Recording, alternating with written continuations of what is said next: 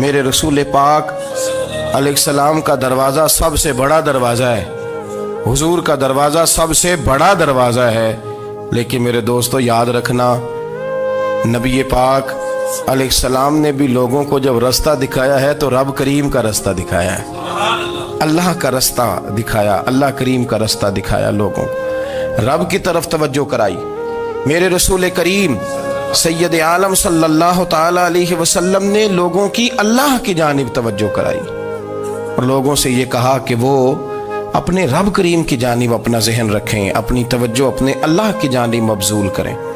میری بات کو اچھے طریقے سے سمجھیے گا، علم اللہ تبارک و تعالی عطا کرتا ہے تو اسے اللہ کی عطا ہی سمجھنا چاہیے۔ کچھ لوگوں کے پاس علم ہوتا ہے پر علم نافع نہیں ہوتا، وہ ٹامک ٹونجا مارتے رہتے ہیں ساری زندگی۔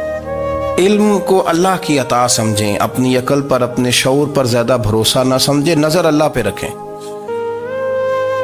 حضرت مولا علی شیر خدا کرم اللہ تعالی وجہہ الکریم سے کسی نے پوچھا تھا بڑا عالم کون ہوتا ہے؟ ہمارے ہاں تو اب وہ والے عالم پائے جاتے ہیں نا، اللہ ماشاءاللہ، جو ممبر پہ بیٹھتے ہیں تو دعوے ہی دعوے ہیں، ممبر پہ بیٹھتے ہیں تو دعوے ہی دعوے ہیں، اس طرح کے عالم ہمارے ہاں پائے جاتے ہیں۔ وہ ہر بات میں دعویٰ کرتے ہیں، میں یہ کر دوں گا، میں وہ کر دوں گا۔ یہ مزاج علماء کا نہیں۔ حضرت علی المرتضیٰ سے کسی نے پوچھا بڑا عالم کون ہوتا ہے؟ فرمایا بڑا عالم وہ ہوتا ہے کہ جسے مسئلے کا پتہ نہ ہو تو وہ کہہ دے مجھے نہیں پتا، میں پتہ کر کے بتاؤں گا، غلط بات بیان نہ کرے۔ امام مالک سے کسی نے کوئی مسئلہ پوچھا تو آپ فرمانے لگے مجھے اس سوال کا جواب نہیں آتا، ہمارے بزرگ سمجھاتے کیا ہے؟ وہ کہنے لگا آپ اتنے بڑے امام ہیں تو اس سوال کا جواب نہیں آتا۔ فرمانے لگے اگر مجھے ہر سوال کا جواب آتا پھر تو میں خدا ہوتا، مجھے ہر سوال کا جواب نہیں آتا، مجھے تو اتنا آتا ہے جتنا میرے رب نے مجھے عطا کر دیا ہے۔ اپنی نظر اللہ پہ رکھیں، نکل آئیں اس معمے سے باہر کہ میں کوئی بلا ہوں، مجھے بڑا پتہ ہے، میرے پاس 6 ڈگریاں ہیں، مجھے 10 جگہ پہ تدریس کا شغف حاصل ہے، اس سے نکلیں باہر۔ قرآن مجید دیکھیے گا، اللہ تعالیٰ نے ارادہ قدرت فرمایا کہ میں حضرت آدم کو بناؤں گا، پھر بنانے کے بعد فرمایا فرشتوں سجدہ کرو آدم کو، سب نے سجدہ کیا الا ابلیس ابا واستکبر وکان من الکافرین، سب نے سجدہ کیا سوائے ابلیس کے، اس نے انکار بھی کیا، تکبر بھی کیا اور کافروں میں سے ہو گیا۔ تو یہ جب اللہ تعالیٰ نے سجدہ کرایا تو کیسے کرایا؟ اللہ تبارک و تعالیٰ نے نا حضرت آدم کو علم سکھایا خود، وعلم آدم الاسماء کلہا، خود اللہ فرماتے ہیں کہ میں نے جناب آدم علیہ السلام کو تمام اشیاء کے نام سکھائے، سب اشیاء کے نام سکھائے۔ تو وہ چیزیں پھر میں نے نا، اللہ فرماتے ہیں میں نے فرشتوں پہ پیش کی، میں نے کہا کہ بتاؤ ان کے نام کیا ہے، تو فرشتوں نے جو جواب دیا وہ سمجھنے والا ہے۔ اللہ نے چونکہ خود علم سکھایا تھا حضرت آدم کو، جناب آدم سکھایا تھا لیکن فرشتوں کو نہیں سکھایا تھا، تو اللہ کریم نے فرمایا فرشتوں اب یہ بتاؤ ان چیزوں کے نام کیا ہیں؟ تو فرشتے کیا کہتے ہیں؟ فرشتے عرض کرتے ہیں قالوا سبحانک لا علم لنا۔ آپ کبھی یقین کریں اس چیز کی لذت لیں تو مزہ آ جائے۔ کہا قالوا سبحانک، کہنے لگے تو پاک ہے، قالوا سبحانک، کہنے لگے تو بھئی آدم علیہ السلام کو نام سکھا لیے، پھر فرشتوں کے سامنے وہ چیزیں پیش کر کے کہا ان چیزوں کے نام بتاؤ، تو فرشتے کیا کہتے ہیں؟ کہتے ہیں قالوا سبحانک، تو پاک ہے، لا علم لنا، ہمارے پاس کوئی علم نہیں، الا ما علمتنا، ہمیں تو اتنا پتہ ہے جتنا تو نے ہمیں سکھا دیا، ہمیں تو اتنا پتہ ہے جتنا تو نے ہمیں، لا علم لنا، ہمارے پاس کوئی علم نہیں ہے، اتنا ہی پتہ ہے جتنا تو نے ہمیں سکھا دیا ہے، اس سے زیادہ ہمارے پاس علم۔ اور یہ کیوں تو نے ہمیں جتنا سکھایا اتنا پتہ ہے؟ فرشتے یہ نہیں کہتے یا اللہ تو زیادہ سکھا، آدم کو دیا تو ہمیں بھی دے، یہ نہیں فرمایا، فرمایا انک انت العلیم الحکیم، اے اللہ تو علم والا بھی ہے اور حکمت والا بھی ہے، تجھے پتہ ہے کس کو کتنا دینا ہے، جتنا تو نے مناسب سمجھا جناب آدم کو دیا اور جتنا تو نے بہتر سمجھا وہ تو نے ہمیں عطا فرمایا۔ تو اگر آپ کے پاس علم ہے، کہیں نالج ہے، اس کو اللہ کی عطا سمجھے۔ ہمارے ہاں بہت سارے لوگ بن کے بیٹھ جاتے ہیں، میں اکثر کہتا ہوں کہ پھر وہ دعوے کرتے ہیں میرے علاقے والے جاہل ہیں، میرے شہر والے جاہل ہیں، میرے خاندان والے پڑھے نہیں، یہ آپ کا دعویٰ ہے، یہ آپ کو خراب کر دے گا۔ ہم نے بہت سارے ایسے لوگ دیکھے جو بہت بڑے عالم تھے، لیکن اللہ جب لینے پہ آیا تو عقل ہی لے گیا، شعور ہی چلا گیا، حافظے ختم ہو گئے۔ آپ دیکھتے ہیں بڑھاپے میں کچھ لوگ ایسے ہوتے ہیں کہ جن کو یہ بھی یاد نہیں رہتا کہ میرا نام کیا ہے، میں کہاں ہوں، مجھے کدھر جانا ہے۔ تو اس وقت سے اللہ کی پناہ مانگیں اور اپنی نظر اپنے رب کریم کی جانب رکھیں، اللہ کی جانب اپنی نظر کو مبذول رکھیں۔ دوسری بات، علم کے بعد ایک چیز آتی ہے جس کا نام ہے ہدایت، جس کا نام ہے تقوی، جس کا نام ہے پرہیزگاری، جس کا نام ہے عمل، عبادت، ریاضت۔ یہ بھی اسی وقت ہی نصیب ہوتی ہے جب میرا رب کریم نصیب فرما دیتا ہے۔ ہم نے نا نیکی کا اپنا اپنا سٹیٹس بنا لیا ہے، اپنا اپنا معیار بنا لیا ہے۔ کچھ لوگ کہتے ہیں کہ جناب مسجد میں سیمٹ کا توڑا دینے سے بہتر ہے کسی غریب کو آٹے کا تھیلا دے دو۔ اب اس نے اپنا مزاج بنا لیا نا نیکی کا، اس نے اپنا سٹیٹس بنا لیا۔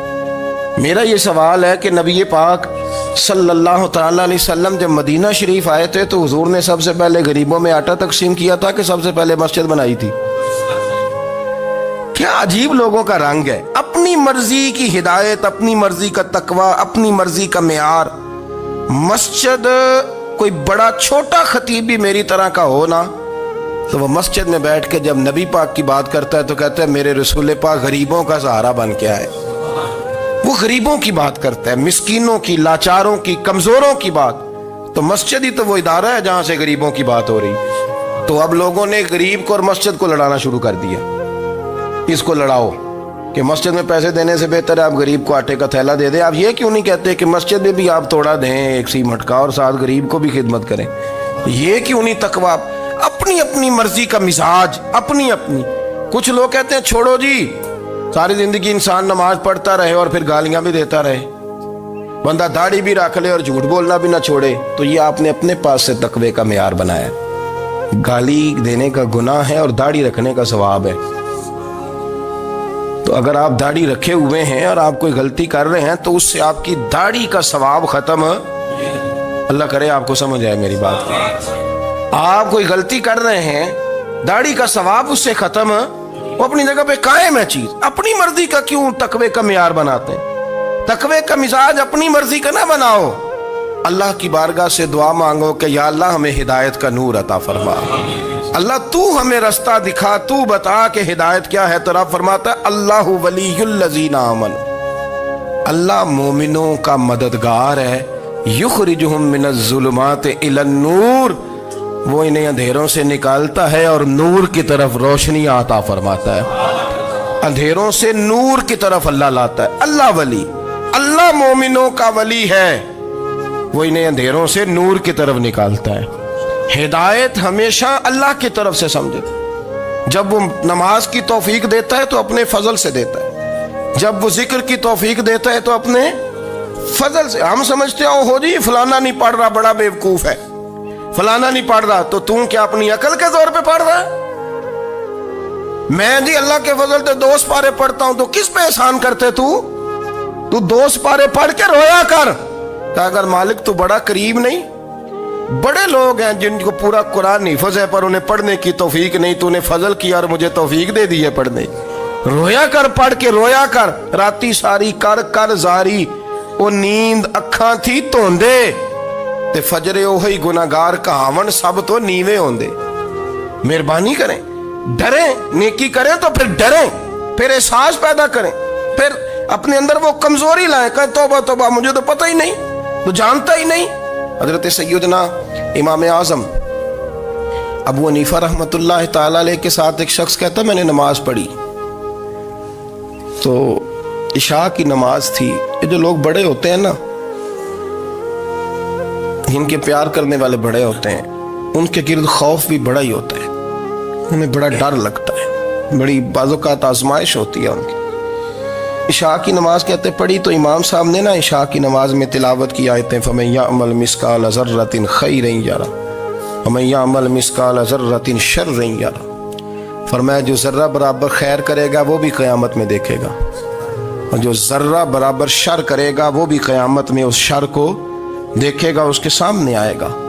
تو وہ شخص کہتا ہے کہ سارے لوگ نماز پڑھ کے چلے گئے تو امام صاحب رحمۃ اللہ علیہ نے اپنی داڑھی پکڑی رو رہے ہیں. کہتے ہیں وہ ذرہ برابر نیکی کا بدلہ دینے والے، وہ ذرہ برابر شر پہ سزا دینے والے میری سفید داڑھی کو دیکھ. مالک میرے ذرے ذرے سامنے نہ لانا، لوگ تو میری بڑی قدر کرتے ہیں دنیا، میں تو بڑا پہچانا جاتا ہوں، لوگ تو میری راہوں میں پھول لیے کھڑے ہوتے ہیں، مجھے بڑا نوازتے ہیں. قیامت میں رسوا نہ کر دینا، میرے لیے مشکل ہو جائے گی. وہ کہتے ہیں میں نے امام صاحب کا درد دیکھا، مجھے کوئی کام تھا تو میں چلا گیا. میں نے کہا کہ وہ اس وقت اللہ کے حضور حاضر ہیں تو میں دوبارہ آؤں گا. کہتے ہیں میں تہجد کا وقت آیا تو امام صاحب وہیں بیٹھے تھے اور ان کی داڑھی آنسوؤں سے بھری ہوئی تھی اور زور سے داڑھی پکڑی ہوئی. کہنے لگے مالک رسوا نہ کر دینا، قیامت میں رسوا نہ کر دینا. یار جو ہدایت یافتہ لوگ تھے وہ تو ڈرے ہوئے تھے، وہ تو سہمے ہوئے تھے، وہ تو کہتے تھے یہ اس کا فضل نہیں، اس نے بلا لیا، یہ اس کا کرم نہیں. حضرت باعزید بستامی کسی کافر کو دیکھتے تو رو پڑتے، کہتے مالک تو کتنا قریب ہے، یہ بے ایمان رہ گیا، تو نے اپنے فضل سے مجھے اپنے نبی کا غلام بنا لیا. وہ رو پڑتے. یہاں تو لوگوں کا دعویٰ ہی بڑا ہے. نمازی اللہ خیر فرمائے وہ تو دوسروں کو گھورتا ہے، وہ کہتا ہے جنت کا میں مالک ہوں، کنجیاں میرے پاس ہیں، میں کسی اور کو گھسنے نہیں دوں گا.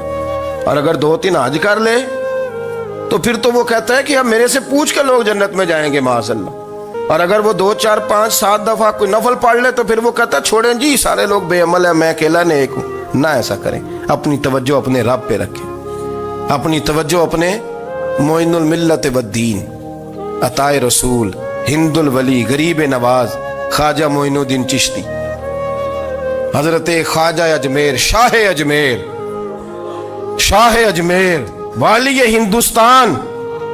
آخری عمر میں نا سارا دن روتے گزر جاتا، ساری رات روتے گزر جاتے، ذرا سی کوئی بات کرتا تو رو پڑتے، آنکھیں آنسوں سے بھری رہتی. کئی دفعہ اپنے بھی پریشان ہو جاتے ہیں نا کہ یار تو ایک بات کی جان ہی نہیں چھوڑ رہا. تو خواجہ قطب الدین صاحب بختیار کاکی سے لوگوں نے کہا کہ آپ مرشد سے بات کریں، اتنا بھی تو نہیں نہ رونا چاہیے، ہر وقت اس کے آنسو کی کریے. عاشق دا کام ہی رونا تونا تے بنا رویوں نہیں منظوری. یہ عاشق سدا ہی روندا رہندا ہے، پاویں وصل ہوئے تے پاویں دوری. ہر وقت رونے کا کیا مطلب ہے؟ تو خواجہ قطب صاحب کہتے ہیں میں قریب گیا تو میں نے پیر دبائے، میں نے کہا سونیا لوگ تو کچھ بھی نہیں کرتے، تو نے تو کمال کر دیا، 90 لاکھ آدمی مسلمان کر دیا، دنیا کچھ نہیں کرتی، تو نے 50 سال ساری رات مصلے پہ بیٹھ کے رب راضی کیا. تو شہزادہ تھا، حضور کی اولاد تھا، لیکن معین الدین تیرا ایک پلاٹ بھی نہیں، تو نے طالب علم پالے، انہیں غریبوں کو دیا، انہیں نوازا، کوئی شے نہیں تیرے پاس، ہر چیز تو نے، ساری رات روتے ہو، سارا دن روتے ہو. تو خواجہ قطب الدین صاحب کہتے ہیں میں نے جب عرض کیا تو خواجہ صاحب مجھے گلے لگا لی، چیخ مار کے روئے، کہنے لگے قطب الدین پتر داڑھی سفید ہو گئی، جانے کا وقت آ گیا، جو تو نے نیکیاں گنوائی ہیں وہ ہیں صحیح میرے پاس، پر یار کی بارگاہ میں پیش کرنے کے قابل ایک بھی نہیں. تو بارگاہ تو دیکھ کتنی بڑی ہے، رسول کریم کی بارگاہ میں پیش کرنے کے قابل ان میں سے ایک بھی نہیں. تو آستانہ دیکھ کتنا بڑا ہے، کیا پیش کروں گا، کیا عرض کروں گا حضور کی بارگاہ میں، کس طرح. وہ یار جو بڑے تھے وہ تو ڈرے ہوئے تھے، سہمے ہوئے تھے، وہ تو بڑی آزمائش میں تھے، لیکن میرا اور آپ کا رٹا 2 نمازیں پڑھ کے 6 نمازوں کا دعویٰ کرنا اور لمبی چوڑی کہانیاں بنانا اور اپنے منہ سے اپنی تعریفیں کرنا، اس سے تھوڑا باہر آئیں. رزق بھی میرا اللہ ہی دیتا ہے، علم بھی اللہ دیتا ہے، رزق بھی. بڑے بڑے فقیروں کو مالدار ہوتے دیکھا، بڑے بڑے مالداروں کو فقیر ہوتے دیکھا، بڑے بڑے. میرے ایک بڑا سخی قسم کا سجن ہے، بڑا پیارا ہے، میں اسے سخی مانتا ہوں. میں نے اپنی پریشانیوں کے دنوں میں بھی اس شخص کو سخی دیکھا. ایک دن رات کو مجھے ٹیلی فون کر کے کہنے لگا کدھر ہو؟ میں نے کہا میں گھر ہوں. نہیں اکثر سفر میں ہوتے ہو نا؟ میں نے کہا طبیعت کیسی ہے؟ ٹھیک ہے، بس حال چال پوچھنا تھا. میں نے سمجھائی، میں نے کہا یار یہ کوئی مسئلہ ہے، ورنہ رات کے 2 بجے کوئی حال پوچھنے کو فون تو نہیں نہ کرتا. कोई मतलब ऐसा तो मसला नहीं ना। तो मैंने बैक कॉल की, मैंने कहा यार मेरी बात सुन, मसला क्या? कि नहीं कुछ नहीं दिल कर रहा था। मैं कहा मेरी गल सुन, रहे असी 4-5 साल कट्ठे, मैं तेन जानना, असल बात कर। कहने लगा मकान भी बड़ा है, सारा कुछ ठीक है, पर वो बड़ा ही बेनियाज है। कुछ हालात इस किस्म के आ गए हैं कि लोगों को बताऊं भी तो लोग मानने को तैयार नहीं। ज़्यादा नहीं, मुझे ना थोड़े से पैसों की ज़रूरत है, को 15-20 हज़ार अगर मिल जाएं, मेरी ज़रूरत। आप यकीन करें मैं रोता रहा सारी रात। मैंने कहा मेहरबाना तेरा किस तरह करांगे, इससे लेके ज़माना इस्तेमाल करता था, पर बेपरवाही वेख ना सज्जड़ दी, जिथे किसे दी पेश ना जावे, उन्हें ताजा वाले दर दर रोले ते मंगते तख्त बिठावे। सजना किसे नू कारा मिल दई, कोई काबे खाली आवे। वल्लाहु खैरुर राज़िकीन, वो कहते तू दाएं बाएं ना जा, रिस्क तो तुझे मैं दूंगा, मैं हूं बेहतर रिस्क देने वाला। बड़े बड़े बादशाह, बड़े बड़े शहनशाह, बड़े बड़े लोग, हाथों में कासे, फकीरियां। उम्मे रबिया क्या करती थी, बड़ी नेक और साले खातून थी। वो कहती हैं कि मैं ना बड़े अमीर आदमी की बीवी थी, अपने शौहर के साथ छत पे बैठी थी, तो नीचे फकीर मांगने वाला आया। उसने बड़े दर्द से सदा की, तो मैंने अपने शौहर से कहा कुछ देने का, दफा कर, इन लोगों ने धंधा बनाया हुआ है। कहती मैं मेके से भी बड़ा माल लेके आई थी, मेरे माँ बाप बड़े अमीर थे, तो मैंने ना चोरी अपने खामद से नज़र बचा के बाथरूम जाने के बहाने गई और नीचे जाके 5 दिनार मैंने उस फ़कीर की हथेली पे रखे। कहते उसने 5 दिनार देखे, फिर मेरी तरफ देखा तो मैंने उसकी आंखों में आंसू चमकते देखे। कहने लगे बीबी रब तेरा भला करे, मैं 3 दिनों का भूखा हूँ। कि वो चला गया, मैं घर आ गई। जब बाहर आई तो मेरा शौहर कहने लगा तू इतनी अब इतनी तू तेज हो गई है और तू इतनी खुद मुख्तार हो गई, मेरे बगैर पूछे माल खर्च करेगी, जा तुझे 3 तलाकें। कहती मैं बालदार और वजादार बाप की बेटी थी, तलाक लेके घर आई तो मेरा बाप टूट गया, चारपाई पे चला गया। ओहो ये क्या बन गया। कहती बड़ी तकलीफ रही। 1-2 साल के बाद मेरे अब्बा ने मेरी शादी कर दी। अब जिस शौहर के पास गई वो बड़ा नेक था, परहेजगार था, अल्लाह ने बेहतरीन सिला दिया। कहती छत पे बैठी थी, दरवाजे पे फकीर आया, मैंने शौहर से कहा कुछ दे दूं। कहने लगा 5 ना देना, 15 देना, 20 देना, मैं फकीर हूँ, मैंने फक्र से दौलत देखी है, इसे खाली ना लौटाना। कहती है कि मैं नीचे गई और जब मैंने उसकी तरफ दिनार बढ़ाए तो मेरी चीख निकली, पैसे फेंक के मैं बेहोश होके गिरी। मेरा शौहर ने आके उठाया, अंदर ले गया, पानी मुंह पे छिड़का। कहने लगा तुझे क्या हुआ?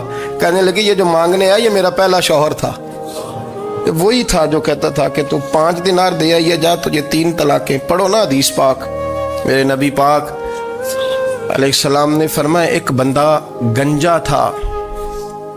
गंजा कोई तरतीब आगे पीछे हो जाए तो मफहूम के लिहाज से, लेकिन मैं मफहूम उसका वाज़े करता हूँ। एक गंजा था, कोई शय नहीं थी, सर पे बाल भी नहीं थे, रोया करता था। अल्लाह ताला ने फरिश्ते को भेजा, तुझे क्या चाहिए? तो कहने लगा बाल आ जाए और थोड़ा माल आ जाए। फरिश्ते ने हाथ फेरा तो बाल भी आ गए, तो बकरियां भी आ गईं, लाइनें लग गईं, माल ही माल हो गया। दूसरे के पास गया, वो कोड़ा था, उसको जाके कहा क्या चाहिए? कहने लगा शिफा हो जाए और कुछ अल्लाह ताला आसानी कर दे। शिफा भी हो गई, गायें भी दे दी, भैंसें भी दे दी, माल ही माल हो। फिर एक के पास गया, वो अंधा था, तुझे क्या चाहिए? उसने कहा आंखें मिलने और कुछ साथ अल्लाह माल दे दे। ऊंट ही ऊंट हो गए। जब बड़ा नवाज दिया तो फिर मालिक ने इम्तिहान लेने का इरादा किया। यारी तेरी सोना है पर आजमाइशां भी तेरियां अग, आजमाइशां तेरियां, सही कह रहा हूँ, आजमाइशां तेरियां, यारी तेरी सोना है पर आजमाइशां तेरियां। ये सोना परखिया जावंदा ही पहलो ना लगा दे लग। अल्लाह ने फरमाया आजमाइश करो। सबसे पहले गंजे के पास आए, उसे कहा अल्लाह के रास्ते में कुछ दे। कहने लगा मेरे खर्चे ही बड़े, देखो तो सही कितनी मुश्किल में वक्त गुजारता हूँ, हाल ही कोई नहीं। तो उसने कहा मैंने तो सुना है तू गंजा और भूखा नंगा था। कहने लगा मैं तो जल्दी पुश्ती रही से आजम हूँ, तुझे किस पागल ने कहा है भाग जा? उसने कहा अच्छा जैसे तू था वैसे ही हो जाए। खेत खलियान उजड़ गए, फिर से गंजा हो गया। हुजूर अलैहिस्सलाम फरमाने लगे, फिर वो उसके पास गया जो कोड़ा था, उसे कहा कुछ दे। कहने लगा खर्चे ही बड़े, اب پوچھ لیں کسی امیر آدمی سے، کہے گا چکی کے نیچے ہاتھ ہے میرا، میرے سے زیادہ تو پریشان بندہ ہی کوئی نہیں۔ کیا بتاؤں آپ کو، اتنا ٹیکس ہے، اتنا جرمانہ ہے، فلانی شے، بڑا کچھ گنواتے ہیں لوگ۔ اس نے کہا میں نے تو سنا تو پہلے کوڑا تھا۔ اس نے کہا جا دوڑ جا، میں تو رئیس اعظم ہوں، دادا بھی پردادا بھی اور ساری نسل ہی۔ اس نے کہا اچھا جیسے تو تھا ویسے ہی ہو جائے۔ پھر وہ گیا اندھے کے پاس اور جا کے کہا اللہ کے نام پہ کچھ دے۔ تو کہنے لگا رب کے نام پہ؟ یہ کھڑے ہیں اونٹ، جتنے تیرے دل کرے لے دا۔ اس نے کہا کیا معنی اس بات کا؟ کہنے لگا یار تجھے کیا بتاؤں، میں تو اندھا تھا، میں نے تو کبھی دنیا دیکھی نہیں تھی، پھر اس کریم نے فضل کیا تو مجھے بڑا کچھ دکھایا۔ میں کیا بتاؤں، میرا دل کر رہا ہے کہہ دوں کہ پھر اس نے کعبہ دکھایا، پھر اس نے روضہ رسول دکھایا، پھر اس نے ریاض الجنہ کے سجدے دکھائے، پھر اس نے اپنے محبوب کے دروازے کی رونقیں دکھائیں۔ اس نے بڑا کچھ دیا، اس نے بڑا نوازا۔ میرے پاس تو شاید میں بدکار پرانا خادم، کسے در ملی نہ ٹوئی، ایت واصف یار نے نظر جو کی تھی، پھر واصف ہی ہوئی۔ یہ تو اس کا کرم ہوا۔ تو یہ وہ کہنے لگا تو اللہ کے نام پہ جان مانگ، میں وہ بھی دینے کو تیار۔ میرے پاس تو شے کوئی نہیں تھی، مجھے تو اپنا پتہ ہے، میں تو کوئی شے نہیں تھا، کچھ نہیں تھا میرے پاس۔ یہ تو ان کا کرم ہے کہ رخ ان کا ادھر ہے، اور مختصر سی میری کہانی ہے، یہ جو بھی ہے ان کی مہربانی ہے۔ تو وہ کہنے لگا میں بھی کچھ لینے نہیں آیا تھا، تیری آزمائش ہی کرنے آیا تھا، تیری عزتیں بھی سلامت رہیں گی، تیرا مال بھی سلامت رہے گا، تیری شفا بھی۔ اپنی زندگی میں کبھی بھی اللہ کی بارگاہ سے توجہ ادھر ادھر نہ کریں، چھوڑیں لوگ کیا کر رہے ہیں، دنیا کیا کہہ رہی، کبھی بھی اپنی توجہ دائیں۔ ہمارا یہ مسئلہ بن گیا کہ ہماری سیاست ہے، ہماری دنیا داری ہے، ہم بندوں کو راضی کرنا چاہتے ہیں، ہم دیکھتے ہیں کون کس طرح، اور آپ یقین کریں آپ تھک جائیں گے، بندے راضی نہیں ہوں گے، وہ نہیں راضی ہوتے۔ آپ ان کو منا کے لائیں گے تو ادھر والے نکل جائیں گے، ادھر کو منائیں گے تو ادھر والے نکل جائیں گے۔ اس چکر سے باہر آئیں، اس رب کو راضی کریں جو فرماتا ہے ان الذین آمنوا وعملوا الصالحات سیجعل لهم الرحمن ودا۔ فرمایا تو ایمان لانے کے بعد نیک عمل کر، میں لوگوں کے دلوں میں تیری محبت پیدا کر دوں گا۔ رحمان لوگوں کے دلوں میں محبت ڈال دے گا، اللہ لوگوں کے دلوں میں۔ اپنی نظر ہمیشہ اپنے رب پہ رکھیں، اتنی لمبی چوڑی دنیا داروں سے امیدیں نہ وابستہ کریں۔ میں نے دیکھا ہے لوگ کاسا لیسی کرتے ہیں، کبھی اس کے دروازے پہ کبھی اس کے دروازے پہ۔ ان چکروں سے باہر آئیں اور اپنے رب کی بارگاہ کی طرف توجہ کریں، استغفار شوق سے پڑھا کریں، اور اکیلے میں نہ، اکیلے میں حضرت رئیس المتکلمین مولانا نقی علی خان صاحب رحمۃ اللہ نے لکھا ہے کہ فرعون 500 سال حکومت کر گیا، یہاں تو 5 سال کی حکومت کی پیر لڑکھڑاتے ہیں، 500 سال۔